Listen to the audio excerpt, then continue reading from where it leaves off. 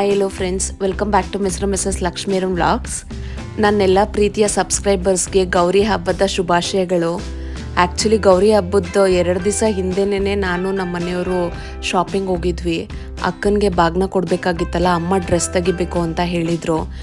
ಇನ್ನು ಬಾಗ್ನಕ್ಕೆ ಅಕ್ಕನಿಗೆ ಮಾತ್ರ ಸೀರೆ ಕೊಡ್ತೀವಲ್ಲ, ಬಾವನ್ನ ಬಿಟ್ಟಂಗೆ ಆಗುತ್ತೆ ಅಂತ ಹೇಳಿ ಬಾವಂಗೂ ಬಟ್ಟೆ ತೆಗಿಯೋದಕ್ಕೆ ಹೋಗಿದ್ವಿ. ಸರಿ, ಅವ್ರ ಸೈಜ್ ಯಾವುದು ಅಂತ ತುಂಬಾ ಕನ್ಫ್ಯೂಷನ್ ಇತ್ತು. ಹೆಂಗೋ ಒಂದು ಗೆಸ್ಸಲ್ಲಿನೇ ಸೆಲೆಕ್ಟ್ ಮಾಡಿದ್ವಿ. ಅವ್ರಿಗೆ ಯಾವ್ದು ಮೆಚ್ಚುಗೆ ಆಗ್ಬೋದು ಅಂತ ಯೋಚನೆ ಮಾಡಿ ಲಾಸ್ಟಲ್ಲಿ 2 ಶರ್ಟ್ ತೊಗೊಂಡು ಬಂದ್ವಿ. ಮೇ ಬಿ ಅವ್ರಿಗೆ ಇಷ್ಟ ಆಗುತ್ತೋ ಇಲ್ವೋ ಗೊತ್ತಿಲ್ಲ, ಬಟ್ ಅವ್ರಿಗೆ ಇದು ಆಪ್ಟಾಗಿ ಸೂಟ್ ಆಗುತ್ತೆ ಅಂತ ಹೇಳಿಬಿಟ್ಟು ವೈಟ್ ಕಲರ್ ಶರ್ಟ್ ಒಂದು, ಡೆನಿಮ್ದು ಶರ್ಟ್ ಒಂದು ತೊಗೊಂಡೆ. ಅಕ್ಕನಿಗೆ ಸೀರೆ ಆಲ್ರೆಡಿ ತೊಗೊಂಡು ಬಂದುಬಿಟ್ಟಿದ್ವಿ. ಅದಾದಮೇಲೆ ಇಲ್ಲಿಗೆ ಬಂದಿದ್ದು. ಆಮೇಲೆ ಎಷ್ಟೊಂದು ಕಲೆಕ್ಷನ್ಸ್ ಇತ್ತಲ್ಲ ನೋಡಿ, ನನಗೆ ಫುಲ್ಲು ಎಕ್ಸೈಟ್ ಆಗಿಬಿಟ್ಟಿದ್ದೆ. ತುಂಬ ಲೇಟಾಗಿ ಬಂದಿದ್ವಿ. ನಮ್ಮ ಮನೆಯವರು ಬೇಡ ಕಣೆ, ಇನ್ನೊಂದು ದಿವಸ ಬರೋಣ ಬಾ, ಇವಾಗ ಇಷ್ಟು ಏನಿದೆಯೋ ಅವ್ರಿಗೆ ಮಾತ್ರ ಶಾಪ್ ಮಾಡ್ಕೊಂಡು ಬಾ ಅಂತ ಹೇಳಿದ್ರು. ಅಲ್ಲಿ ಕಲೆಕ್ಷನ್ಸು ತುಂಬ ಚೆನ್ನಾಗಿತ್ತು. ಪಾಪುಗೂ ಡ್ರೆಸ್ಸಸ್ ಚೆನ್ನಾಗಿದ್ವು. ಮತ್ತು ಹಬ್ಬ ಮುಗಿದ್ಮೇಲೆ ಇನ್ನೊಂದು ದಿವಸ ಹೋಗೋಣ ಅಂತ ಪ್ಲ್ಯಾನ್ ಮಾಡಿಕೊಂಡು ಮನೆಗೆ ಬಂದ್ವಿ. ಮಾರನೇ ದಿವಸ ಅಂತೂ ನಾವು ಬಾಗ್ನಕ್ಕೆಲ್ಲ ಏನೇನು ಐಟಮ್ ಬೇಕಿತ್ತು ಅದನ್ನೆಲ್ಲ ತೊಗೊಂಬರೋಣ ಅಂತ ಅಂದ್ಕೊಂಡಿದ್ವಿ ಅಲ್ಲ. ಅಮ್ಮನಿಗೆ ಬೇರೆ ಹುಷಾರಿಲ್ಲ ಅಂತ ಹೇಳಿ ಹಾಸ್ಪಿಟ್ಲಿಗೆ ಹೋಗೋ ರೋಡಲ್ಲಿ ಹೋಗಿ ಕಾರ್ ಆಕ್ಸಿಡೆಂಟ್ ಆಗಿ ಮನೆಗೆ ವಾಪಸ್ ಬಂದ್ವಿ. ಅವತ್ತಂತೂ ತುಂಬಾ ಫಜೀತಿ ಆಗೋಗ್ಬಿಟ್ಟಿತ್ತು. ಇನ್ನು ನೆನ್ನೆ ತಾನೇ ಆ ರೀತಿ ಆಯ್ತಲ್ವ, ನೈಟೆಲ್ಲ ನಿದ್ದೆನೇ ಬರಲಿಲ್ಲ. ನಮ್ಮ ಮನೆಯವರಂತೂ ಕಾರ್ಗೆ ಆ ರೀತಿ ಡ್ಯಾಮೇಜ್ ಆಗೋಯ್ತು ಅಂತ ಹೇಳ್ಬಿಟ್ಟು ಸಖತ್ ಬೇಜಾರು ಮಾಡ್ಕೊಂಡ್ಬಿಟ್ಟಿದ್ರು. ಬೆಳಗ್ಗೆ 5 ಗಂಟೆಗೆ ಎದ್ಬಿಟ್ಟಿದ್ರು. ನೈಟೆಲ್ಲನೂ ನಿದ್ದೆನೇ ಇಲ್ಲ ಅವ್ರಿಗೆ. ಯೋಚನೆ ನಾನೇ ತೊಗೊಂಡೋಗಿ ಗುದ್ದಿದ್ರೆ ಆದರೂ ಒಂಥರ ಸಮಾಧಾನ ಆಗ್ತಿತ್ತು. ಬಟ್ ಬೇರೆಯವ್ರ ಬೇಜವಾಬ್ದಾರಿಯಿಂದ ಈ ರೀತಿ ಆಗೋಯ್ತಲ್ಲ ಅಂತ ಸಖತ್ ಬೇಜಾರು ಮಾಡ್ಕೋತಾ ಇದ್ರು. ಆಗಿದ್ದು ಆಲ್ರೆಡಿ ಆಗಿಬಿಟ್ಟಿದೆ, ಮತ್ತು ನಾವು ಹೋಗೋದನ್ನು ಕರೆಕ್ಟ್ ಮಾಡೋಕ್ಕಾಗಲ್ಲ ಅಲ್ವಾ. ಸರಿ ಅಂತ ಹೇಳಿಬಿಟ್ಟು ನಾವು ಹಬ್ಬಕ್ಕೆ ಸಿದ್ಧತೆ ಮಾಡ್ಕೊಳ್ಳೋಕ್ಕೆ ಮೈಂಡ್ ಸೆಟ್ ಮಾಡಿಕೊಂಡು ರಿಲಯನ್ಸಿಗೆ ಹೊರಟ್ವಿ. ಸೊ ಅಲ್ಲೆಲ್ಲ ಹೋಗಿ ಹಣ್ಣು ತರಕಾರಿ ಎಲ್ಲ ತೊಗೊಂಡು, ಇನ್ನೂ ಬಾಗ್ನದ ಐಟಮ್ ಎಲ್ಲ ಗಂಗೆ ಅಂಗಡೀಲಿ ತೊಗೊಂಡು ಏನೇನು ಬೇಕೋ ಆ ಅಂಗಡಿಗೆ ಹೋಗಿ ಪಟ ಅಂತ ತೊಗೊಂಡು ಒಳ್ಳೆ ಗೇಮ್ ಥರ ಕಲೆಕ್ಟ್ ಮಾಡ್ಕೊಂಡು ಬಂದೆ. ಸೀರಿಯಸ್ಲಿ ತುಂಬ ಅವಸರದಲ್ಲೇ ಹೋಗಿದ್ದು, ಅವಸರದಲ್ಲೇ ಬಂದಿದ್ದು. ಮಗು ಮಲ್ಕೊಂಡಿದ್ದ. ಆಗ ನಮ್ಮ ಅಕ್ಕ ಹೇಳಿದ್ಲು ಫೋನ್ ಮಾಡಿ, ನಮ್ಮ ಬಾವ ಟೈಮ್ ಸರಿಯಾಗೆ ಊಟ ತಿನ್ನೋದವರು, ಇಲ್ಲಾಂದರೆ ಸ್ವಲ್ಪ ಹೆಚ್ಚು ಕಮ್ಮಿ ಆದರೂ ಮಾತ್ರೆ ತೊಗೊಳ್ಬೇಕಾಗುತ್ತೆ ಅಂತ ಹೇಳಿಬಿಟ್ಟು, ಆದರೆ ಮಾಡಮ್ಮ ಇಲ್ಲಾಂದರೆ ರಿಸ್ಕ್ ತೊಗೋಬೇಡ ನೀನು, ನಿನ್ನೆ ನೋಡಿದ್ರೆ ಅಷ್ಟೊತ್ತಾಗಿದೆ ಅಂತ ಹೇಳ್ಬಿಟ್ಟು ಹೇಳಿದರು. ಬಟ್ ಆದರೆ ಹಬ್ಬ ಅಲ್ವಾ, ರಿಸ್ಕ್ ತೊಗೊಂಡಾದರೂ ಮಾಡಲೇಬೇಕು ಅಂತ ಹೇಳಿ ಪಟ ಅಂತ ಅಂಗಡಿಗಳಿಗೆ ಹೋಗಿ ಎಲ್ಲ ತೊಗೊಂಬಂದು ಮನೆಗೆ ಟಕ್ಕಂತ ಬಂದು ಎಲ್ಲ ಅಡುಗೆ ರೆಡಿ ಮಾಡಾಕ್ಬಿಟ್ಟೆ. ನಾನು ಅಂಗಡಿಗೆ ಹೋಗಿ ಬರೋಷ್ಟೊತ್ತಿಗೆ ಅಮ್ಮ ಪಾಪ ಎಲ್ಲ ಹೆಚ್ಚಿಟ್ಟಿದ್ರು. ರಸಮ್ ಮಾಡಿ ಬಜ್ಜಿಗೆಲ್ಲ ಕಲಸಿಟ್ಟಿದ್ರು. ಇನ್ನು ನಾನು ಬಂದು ಪಲಾವು, ಕೋಸಂಬರಿ ಪಾಯಸ ಮತ್ತು ಅನ್ನ ಎಲ್ಲ ಮಾಡಿ ರೆಡಿ ಮಾಡಿಕೊಂಡೆ. ಅಲ್ಲಿ ಕಿಚನಲ್ಲೆಲ್ಲ ಕೆಲಸ ಮುಗಿಸೋ ಅಷ್ಟೊತ್ತಿಗೆ ಪಾಪು ಮತ್ತೆ ಎದ್ಬಿಟ್ಟಿದ್ದ. ಅವ್ರ ಪಪ್ಪ ನೋಡ್ಕೋತಾ ಇದ್ರು. ಅವ್ರ ಪಪ್ಪನ ಹತ್ರ ಅವ್ನು ಆಟಾಡ್ತಾಯಿದ್ರು. ಅವನಿಗೆ ಟೈಮ್ ಹೋಗೋದೇ ಗೊತ್ತಾಗಲ್ಲ. ಏನೋ ಒಂಥರ ಟೈಮಿಂಗ್ಸ್ ಇಟ್ಟಿರೋ ಥರ ಟಕ್ ಅಂತ ಕೆಲಸ ಮಾಡೋ ಥರ ಫೀಲ್ ಆಯಿತು ನನಗೆ. ಅಂದರೆ ಈ ಗೇಮ್ ಶೋಸಲ್ಲಿ ಈ ಲಿಮಿಟೆಡ್ ಟೈಮಲ್ಲೇ ಮುಗಿಸ್ಬೇಕು ಅನ್ನೋ ಥರ ಇರುತ್ತಲ್ಲ, ಹಂಗೆ ಬಂದುಬಿಡ್ತಾರೆ, ಬೇಗ ಮಾಡಬೇಕು ಅಂತ ಸಖತ್ ಅರ್ಜೆನ್ಸಿಯಲ್ಲಿ ಮಾಡ್ತಿದ್ದೆ. ಇನ್ನೂ ಅಡುಗೆ ಎಲ್ಲ ಸಿದ್ಧತೆ ಮಾಡಿದ್ದಾಯಿತು. ನಾನು ರೆಡಿ ಆಗಬೇಕು, ಬಾಗ್ನ ಬೇರೆ ರೆಡಿ ಮಾಡಬೇಕು. ಪೂಜೆಗೆಲ್ಲ ಆಲ್ರೆಡಿ ರೆಡಿ ಮಾಡಿ ಇಟ್ಬಿಟ್ಟಿದ್ದೆ.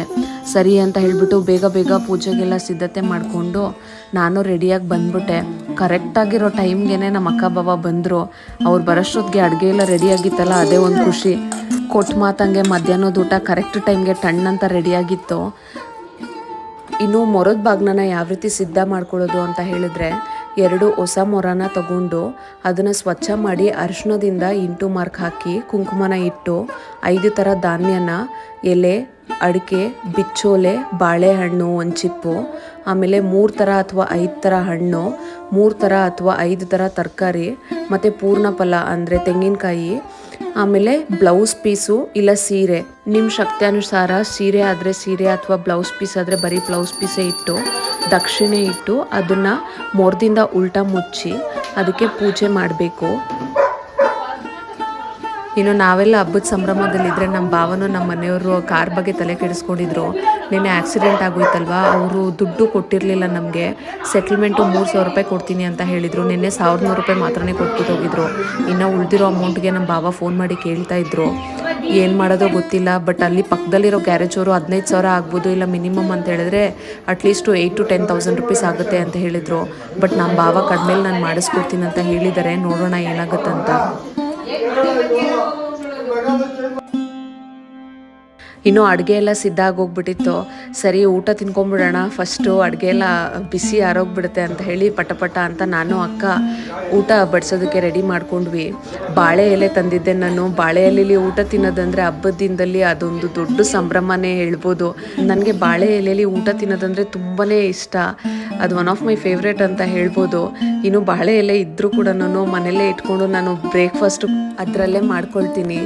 ಬಾಳೆ ಎಲೆಯಲ್ಲಿ ತಿನ್ನೋದು ಅಂದರೆ ತುಂಬಾ ಹೆಲ್ದಿ ಕೂಡ ಅಲ್ವಾ, ಮತ್ತು ಹಬ್ಬದ ಟೈಮಲ್ಲಿ ಅದು ಒಂಥರ ಸ್ಪೆಷಲ್ ಫೀಲೇ ಕೊಡುತ್ತೆ. ಇನ್ನು ಎಲ್ಲರೂ ಊಟಕ್ಕೆ ಕೂತ್ಕೊಂಡ್ರು. ನಮ್ಮ ಪುಟಾಣಿ ಮಾತ್ರ ಊಟಕ್ಕೆ ಕೂತ್ಕೊಳ್ಳೋಕ್ಕೆ ರೆಡಿ ಇರಲಿಲ್ಲ. ಅವ್ರ ಪಪ್ಪನ ಬಿಟ್ಟು ಬರೋದೇ ಇಲ್ಲ ಅಂತ ಹೇಳ್ತಾನೆ ಅವನು. ಹೆಂಗಾದ್ರೂ MRC ಗಾಡೀಲಿ ಹಾಕ್ಬಿಟ್ಟು ಊಟ ತಿನ್ನೋಣ ಅಂದ್ಕೊಂಡ್ವಿ, ಆಗಲೇ ಇಲ್ಲ. ಆಮೇಲೆ ನಾನು ಇಟ್ಕೊಂಡಿದ್ದೆ, ಅವರೆಲ್ಲರೂ ಊಟ ಮಾಡ್ತಾಯಿದ್ರು. ಅವನು ಅಣ್ಣನ ಜೊತೆಲಿ ಕೂತ್ಕೊಂಡು ಮುದ್ದಾಗಿ ತಿಂತಾಯಿದ್ದ. ಇನ್ನು ನಾನು ಬಡಿಸ್ತಾ ಇದ್ನಲ್ವ ಎಲ್ಲರಿಗೂ, ನನಗೆ ಟೈಮ್ ಅಲ್ಲೇ ಸರಿ ಹೋಯ್ತು. ಅವ್ರ ಪಪ್ಪನ ಜೊತೆ ಅಣ್ಣನ ಜೊತೆ ಆಟ ಆಡ್ಕೊಂಡು ಮುದ್ದಾಗಿ ಊಟ ತಿನ್ಕೊಂಡಿದ್ದ. ಈ ರೀತಿಯಾಗಿ ಫ್ಯಾಮಿಲಿಯಾಗಿ ಊಟ ತಿನ್ನೋದು ತುಂಬಾ ಚೆಂದ. ನನಗಂತೂ ತುಂಬಾ ಇಷ್ಟ. ನಿಮಗೂ ಈ ರೀತಿ ಫ್ಯಾಮಿಲಿ ಜೊತೆ ಹಬ್ಬದ ಸಮಯದಲ್ಲಿ ಬಾಳೆ ಎಲೆಯಲ್ಲಿ ಊಟ ತಿನ್ನೋಕ್ಕೆ ಇಷ್ಟ ಆಗುತ್ತಾ ಒಟ್ಟಾಗಿ ಕೂತ್ಕೊಂಡು ಅಂತ ಕಮೆಂಟ್ ಮಾಡಿ ಫ್ರೆಂಡ್ಸ್. ಇನ್ನು ಹಬ್ಬದ ಮೆನ್ಯೂ ಬಂದುಬಿಟ್ಟು ಪಾಯಸ, ಕೋಸಂಬರಿ, ಬಜ್ಜಿ, ಪಲಾವು ಮತ್ತು ಅನ್ನ ರಸಮ್ ಮಾಡಿದ್ದೆ. ಸೊ ಎಲ್ಲನೂ ಚೆನ್ನಾಗಿ ಟೇಸ್ಟಿಯಾಗಿ ಬಂದಿತ್ತು. ಯಾವುದೂ ಹೆಚ್ಚು ಕಮ್ಮಿ ಆಗಿರಲಿಲ್ಲ. ಎಲ್ಲನೂ ಸಖತ್ ಟೇಸ್ಟಿಯಾಗಿತ್ತು ಅಂತ ಹೇಳಿ ಖುಷಿ ಆಯಿತು ನನಗೆ.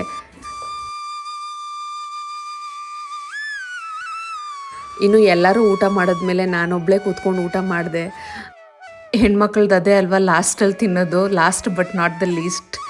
ಎಲ್ಲರೂ ಹೊಟ್ಟೆ ತುಂಬಿದ್ಮೇಲೆ ಅವ್ರು ಚೆನ್ನಾಗಿದೆ ಅಂತ ಹೇಳಿದ್ರೆ ನಮಗೊಂಥರ ಸಂತೋಷ.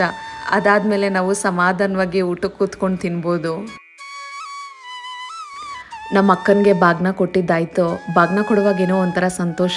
ಮನೆ ಹೆಣ್ಮಕ್ಳಿಗೆ ಬಾಗ್ನ ಕೊಡೋದು ತುಂಬಾ ಒಳ್ಳೆಯದು, ಮತ್ತು ಇದು ಸಂಬಂಧಗಳನ್ನ ಕೂಡ ತುಂಬ ಚೆನ್ನಾಗಿ ಕಾಪಾಡ್ಕೊಂಡು ಬರುತ್ತೆ ಅಂತ ನನ್ನ ಅನಿಸಿಕೆ. ಮತ್ತು ತಾಯಿ ಮನೆಯಿಂದ ಇವ್ರ ಆಶೀರ್ವಾದ ಪಡ್ಕೊಂಡು ಹೋಗಿ ಅಲ್ಲಿ ಗಣಪತಿ ಹಬ್ಬ ಮಾಡೋದಕ್ಕೆ ತುಂಬಾ ಸಂತೋಷವೂ ಇರುತ್ತೆ. ಸೊ ನಮ್ಮ ಅಕ್ಕ ಭಾವ ಯಾವಾಗಲೂ ಸದಾ ಸಂತೋಷವಾಗಿರಲಿ ಅಂತ ದೇವ್ರ ಹತ್ರ ಕೋರ್ಕೊಳ್ತೀನಿ. ವರ್ಷಕ್ಕೆ ಒಂದ್ಸತಿ ಆದರೂ ಈ ರೀತಿ ಮನೆ ಹೆಣ್ಮಕ್ಳನ್ನ ಕರೆದು ಅವ್ರಿಗೆ ಪ್ರೀತಿ ವ್ಯಕ್ತಪಡಿಸೋ ರೀತಿಯಾಗಿ ಇದನ್ನು ದೊಡ್ಡವರು ಎಷ್ಟು ಚೆನ್ನಾಗಿ ಮಾಡಿದಾರಲ್ವ. ನಮ್ಮ ಇಂಡಿಯನ್ ಕಲ್ಚರೇ ತುಂಬ ಚೆನ್ನಾಗಿದೆ. ದೊಡ್ಡವರು ಎಲ್ಲ ಸಂಸ್ಕೃತಿನೂ ಒಂದು ಒಳ್ಳೆ ಬಾಂಧವ್ಯನ ಹುಟ್ಟಾಕೋಕ್ಕೋಸ್ಕರನೇ ಈ ರೀತಿಯಾಗಿರೋ ಸಂಸ್ಕೃತಿನ ಬೆಳೆಸ್ಕೊಂಡು ಬಂದಿದ್ದಾರೆ ಅಂತ ಅನಿಸುತ್ತೆ. ಇನ್ನು ನಮ್ಮ ಭಾವಂಗೆ ಸರ್ಪ್ರೈಸಿಂಗ್ ಆಗಿ ಬಟ್ಟೆ ತೊಗೊಂಡಿದ್ವಿ ಅಲ್ಲ, ಅದನ್ನು ಕೊಟ್ಟೆ ನಮ್ಮ ಭಾವ ಸರ್ಪ್ರೈಸ್ ಆಗಿಬಿಟ್ರು. ಇನ್ನು ನಮ್ಮ ಭಾವಂಗೆ ತೊಗೊಂಡಿರೋ ಬಟ್ಟೆ ಫಿಟ್ ಆಗುತ್ತೋ ಇಲ್ವೋ ಅಂತ ಡೌಟಲ್ಲಿದ್ವಿ ಅಲ್ವಾ. ನಮ್ಮ ಭಾವನೂ ಹೇಳ್ತಾಯಿದ್ರು ಮೇ ಬಿ ಇದು ಚಿಕ್ಕದಾಗ್ಬೋದೇನೋ ಅಂತ. ಸರಿ ಡೌಟ್ ಯಾಕೆ ಅಂತ ಹೇಳಿ ಟ್ರಯಲ್ ಕೂಡ ಮಾಡಾಯಿತು. ಸೊ ಪರ್ಫೆಕ್ಟಾಗಿ ಫಿಟ್ ಆಗ್ತಿತ್ತು, ತುಂಬ ಚೆನ್ನಾಗಿ ಕಾಣಿಸ್ತಾಯಿದ್ರು. ಅವ್ರಿಗಿಷ್ಟ ಆಯಿತು ಅಂತ ಅಂದ್ಕೊಳ್ತೀನಿ. ಇನ್ನು ತುಂಬ ಹೊತ್ತು ಹರಟೆ ಹೊಡ್ಕೊಂಡು ಹಾಗೆ ಕೂತ್ಕೊಂಡಿದ್ವಿ. ಇನ್ನು ನಾಳೆ ಅವ್ರ ಮನೇಲಿ ಗಣಪತಿನ ಕೂರಿಸ್ತಾರಲ್ವ, ನಮ್ಮನ್ನು ಇನ್ವೈಟ್ ಮಾಡಿದ್ದಾರೆ. ಡೆಕೋರೇಷನ್ ಮಾಡೋರು ಬಂದುಬಿಡ್ತಾರೆ ಅಂತ ಹೇಳಿಬಿಟ್ಟು ಟೈಮ್ ಆಗುತ್ತಾ ಅಂತ ಹೇಳಿ ಅವರು ಹೊರಟರು. ಇನ್ನು ಅವ್ರು ಹೊರಡೋ ಟೈಮಲ್ಲಿ ನಮ್ಮ ಪುಟಾಣಿ ಮುಖದಲ್ಲಿ ಒಂಥರ ಬೇಸರ. ಅವ್ರ ಅಣ್ಣನ ಜೊತೆಯಲ್ಲಿ ತುಂಬ ಹೊತ್ತು ಆಟಾಡ್ಕೊಂಡಿರ್ತಾನಲ್ಲ, ಎಲ್ಲ ಮನೆಯೆಲ್ಲ ತುಂಬಿರುತ್ತೆ. ಅವ್ರು ಹೋದ್ಮೇಲೆ ಒಂಥರ ಬೇಸರವಾಗಿರ್ತಾನೆ. ಸೊ ನೋಡಿದ್ರಲ್ಲ ಫ್ರೆಂಡ್ಸ್, ನಮ್ಮನೆ ಗೌರಿ ಹಬ್ಬ ಯಾವ ರೀತಿ ನಾವು ಸೆಲೆಬ್ರೇಟ್ ಮಾಡಿದ್ವಿ ಅಂತ. ಈ ವ್ಲಾಗು ನಿಮಗೆ ಇಷ್ಟ ಆಗಿದೆ ಅಂತ ಬಯಸ್ತೀನಿ ಫ್ರೆಂಡ್ಸ್. ಈ ವ್ಲಾಗು ನಿಮಗೆ ಇಷ್ಟ ಆಗಿದ್ದರೆ ದಯವಿಟ್ಟು ಒಂದು ಲೈಕ್ ಮಾಡಿ, ಶೇರ್ ಮಾಡಿ ಮತ್ತು ಕಮೆಂಟ್ ಮಾಡಿ. ನಮ್ಮ ಚಾನಲ್ಗೆ ಸಬ್ಸ್ಕ್ರೈಬ್ ಮಾಡಿ. Thank you for watching. Will catch you in next vlog.